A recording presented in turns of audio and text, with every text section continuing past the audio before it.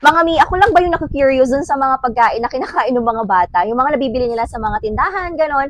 Pero hindi ko alam kung ano yung tawag doon or yung pangalan ng mga mima. Kaya nung nakakita ako sa Black Up mga mi, hindi ko na napigilan yung sarili ko na mag-order. Kaya ayan, buksan na natin. Mga mi, parang sarap.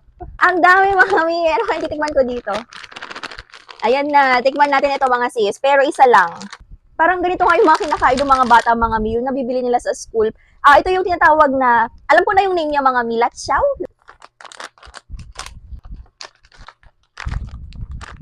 Bango, ang bango. Amoy chicken.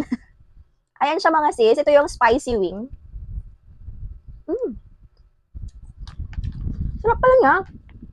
Kaya pala yung mga bata sa school, gusto-gusto sila. Pero hindi ko alam kung ano yung kinakain nila mga mi. Sarap.